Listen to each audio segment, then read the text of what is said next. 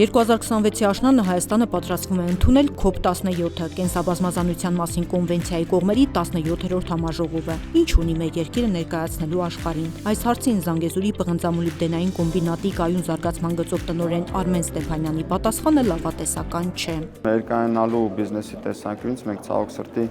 քիչ բան ունենք, կարող է լինել Ջերմուկի ազգային պարկը, որ արդեն 4 տարի շահագործվելուց կներ կամ գործելուց, ցավոք սրտի դա չկա։ Կարող էինք օրինակ նույն մատնունի ծիրանավորի տեղափոխման եւ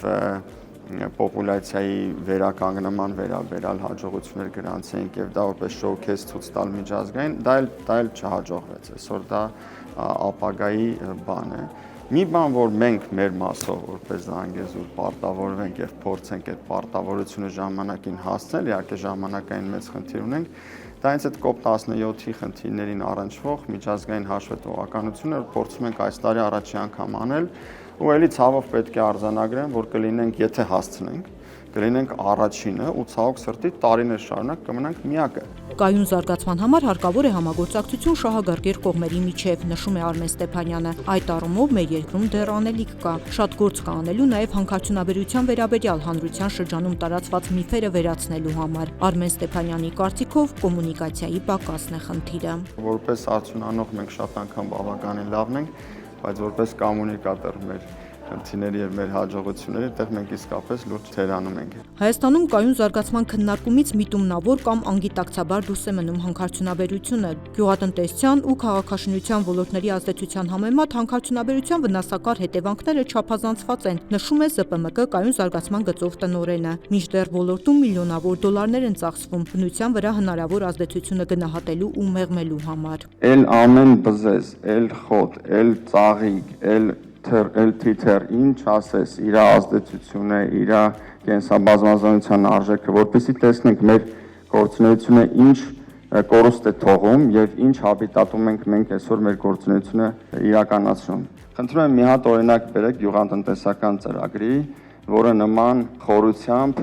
եւ գիտահեն մոտեցումով մոտենում է կենսաբազմազանությանը, ինչ հանքարդյունաբերական նախագծերն են։ Ամուսարը դրա շատ լավ օրինակն է, Զանգեզուրը, որում պատիվ ունեմ այսօր էլ աշխատելու, պատիվ ունի աշխատելու Լիձենում, նույն ձև նույն ճանապարհն է որդեգրել եւ այսօր իրակ մեր զարգացման բոլոր ծրագրերը նույն խստությամբ, նույն գիտահեն մոտեցումով վերաբերում են թե կենսաբազմազանության եւ թե կայուն զարգացման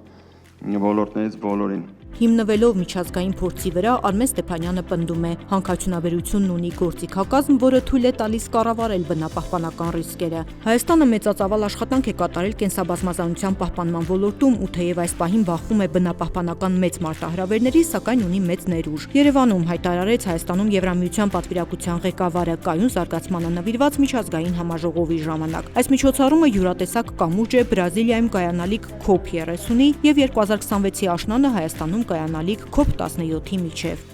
Հայաստանի կառավարությունն ինչ խոսք պետք է ցույց տա դեպի ապագա տանող ճանապարհը։ Նման միջոցառումները մեզ համար հնարավորություն են տալիս տեսնելու, թե Հայաստանն ինչ կարող է անել այդ ճանապարհին։ Իսկ COP17-ը ոչ միայն հնարավորություն է Հայաստանի, այլև ամբողջ տարածաշրջանի համար խորացնելու առկա գործընկերությունն ու խթանելու համատեղ գործողությունները, որոնք միտված են կենսաբազմազանության հավակնությունները նշանակալի փոխակերպումների վերածելու։ Մեր նոր ծրագիրը կունենա ֆինանսավորման համապատասխան մեխանիզմներ եւ կնպաստի Հայաստանի դիմակայունության բարձրացմանը։ Մենք միայնակ չենք կարող հաջողությունների հասնել եւ այստեղ է որ շատ կարեւոր է պետական համակարգի, մասնավոր սեկտորի, գիտական հաստատությունների եւ հասարակական կառույցների աշխատանքը։ Հայաստանում ՄԱԿ-ի գրասենյակի մշտական համակարգողը նշեց, որ COP17-ի շրջանակում կայացվելու են կարևոր որոշումներ, իսկ Հայաստանը ստանձնելու է երկամյա պատասխանատվություն այդ որոշումների իրականացման ու վերահսկման համար։ Ես հանգամանորեն ուսումնասիրել եմ Հայաստանի կենսաբազմազանությունը, շատ փոքր տարածքի պայմաններում նման բազմազանությունը իսկապես տպավորիչ է, այստեղ առկա է կենդանական ու բուսական հրաշալի միջավայր, այդ առումով Հայաստանը ֆանտաստիկ երկիր է։